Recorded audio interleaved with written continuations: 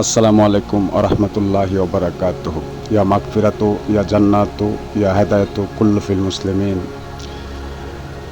আমার এই নতুন সদস্যদেরকে আপনাদেরকে দেখাচ্ছি। এ হলো আমার নতুন সদস্য, আমার নতুন খামারের নতুন সদস্য। এই হাঁসগুলা দেশি এবং আরও আছে, ওইদিকে আছে, হ্যাঁ ওই আবার আছে ওইদিকে কিছু।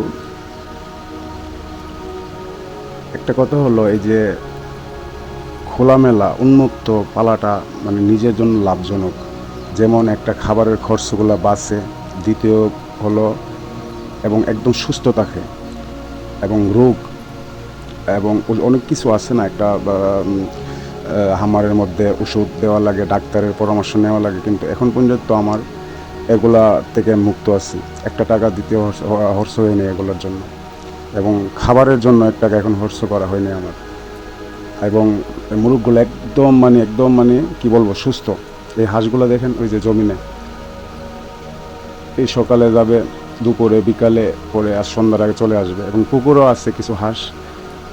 আর এই যে দেখতেছেন ওইদিকে কিছু মুরগ আছে, আমার আছে, আর বাকি কিছু ওই যে অন্য বাড়ির কয়েকটা মুরগ আছে। এই হাঁসগুলো একদম দেশি। খোলামেলা পালাটার এই একটা লাভজনক আর কি। তো যাক, দোয়া করবেন আমার জন্য। এই দেশি মুরগগুলো আমার।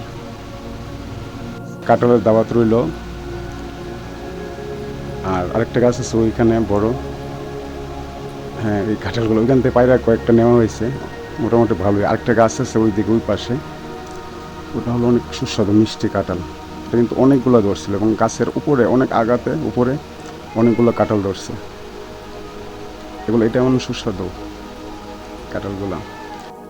এবং সবচেয়ে বড় কথা হলো আমার মুরগিগুলো সুস্থ, কারণ এখন পর্যন্ত 1 টাকার ওষুধ এবং ডাক্তারের পিছনে আমার 1 টাকাও ব্যয় করতে হয়নি। আর এই যে খাবারগুলো খাচ্ছে, আমার কিন্তু 1 টাকাও খাবারের পিছনে লাগে নাই।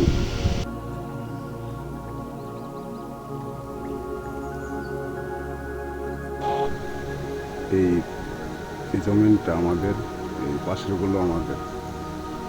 আর এই যে পুকুর, এই পুকুরের মধ্যে আছে না কাদামাটি বেশি, সেজন্য এবছর চিন্তা ভাবনা করে আমি শিং মাছ ছাড়ছি, একদম দেশি শিং মাছের পোনা। মানে কষ্ট করে সংগ্রহ করছি, কারণ যেখানে বাজার থেকে কিনতে গেলে একদম ফার্ম শিং মাছ খেলে কিন্তু আগের যে স্বাদটা পাওয়া যায় না, সেজন্য একদম হাঁটি দেশি শিং মাছ আমি এখন পুকুরে। দেখি কি হয়, দোয়া করবেন আপনারা। আর ওই জমিনগুলো আমি চিন্তা ভাবনা করতেছি ওই যে হাঁস মুরগের জন্য খোলামেলা যেহেতু আমি পালি, সেজন্য ওই জালির মতো যে বেড়া দেওয়ার জন্য চিন্তা ভাবনা করছি। যাক, ভালো থাকবেন।